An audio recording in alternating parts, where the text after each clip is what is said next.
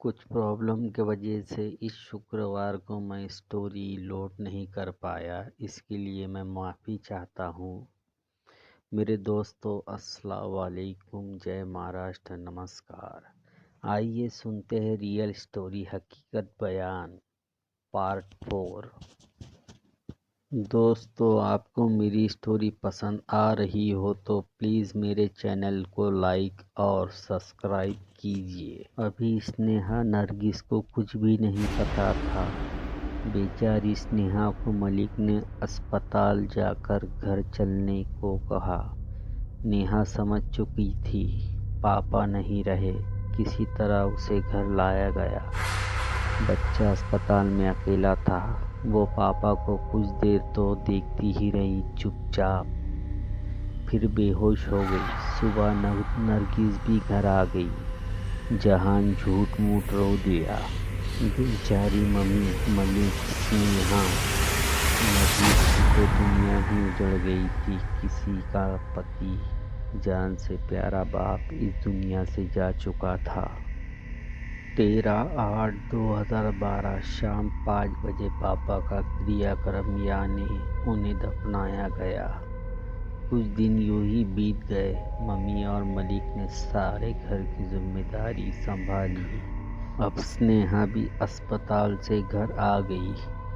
बेचारी, अब स्नेहा का पति नबील उसे और ज़्यादा सताने लगा और नबील के घर वाले भी टॉर्चर करने लगे। जिसका पति ही ऐसा हो, उसके माँ बहन कैसे होंगे, आप जान सकते हो मेरे दोस्तों। फिर 14/2/2013 में मलिक के मम्मी ने मलिक को किसी तरह बाहर दूसरे देश गल्फ यानी ओमान जॉब के लिए भेज दिया।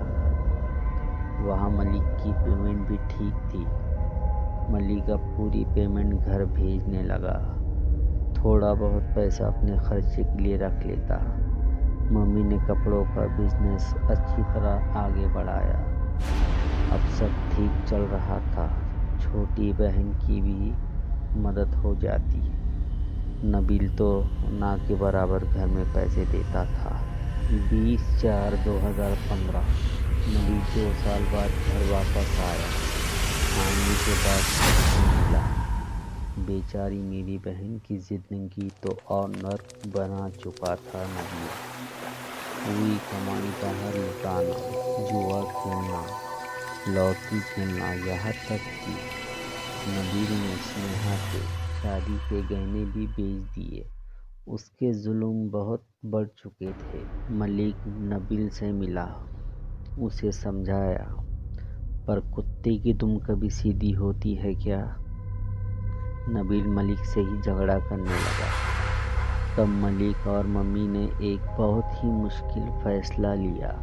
नबील और स्नेहा का डिवोर्स करवा दे। नबील तो यही चाहता था। दोनों का डिवोर्स करवा दिया गया। जो भी थोड़ा बहुत सामान बचा था और दोनों बच्चों को लेकर स्नेहा घर आ गई। स्नेहा तो बहुत पढ़ी लिखी थी। कुछ 1 महीने बाद स्नेहा ने एक न्यूज़ चैनल पर एंकर की इंटरव्यू दी और वो पास हो गई। उसे वहाँ जॉब लग गई। बस स्नेहा कुछ रिलैक्स रहने लगी। वहाँ न्यूज़ चैनल पर स्नेहा की दोस्ती एक वहीं पर जॉब करने वाली लड़की माही से हुई। माही मैडम वहाँ कैमरा गर्ल थी। मतलब न्यूज़ शूट करना, न्यूज़ लिख कर देना, वो वहाँ सबसे सीनियर। स्नेहा और माही मैडम अच्छे दोस्त बन चुके थे। अब स्नेहा बिजी रहने लगी। नबील ने दूसरी शादी कर ली और वही मेरे मम्मी का भाई, जिसकी वाइफ के भाई से मेरे मम्मी पापा ने बहुत भरोसे के साथ शादी करवाई थी स्नेहा की। वही भाई ने नबील की शादी करवाई। एक दूसरी लड़की से। स्नेहा का डिवोर्स होने के बाद दूसरे दिन फंक्शन रखा। ये मामा तो शकुनी मामा निकला, उससे भी बढ़कर। वो कहते हैं ना, तालाब में एक मछली गंदी हो तो पूरा तालाब गंदा हो जाता है। ऐसा है ये नालायक मूर्ख म्हणतात ना, असा हा मामा। बोलने को भी शर्म आती है। थू। खैर, अब स्नेहा कुछ कुछ ठीक है। वो कुछ भूली तो नहीं, क्योंकि उसने बहुत दुख उठाए।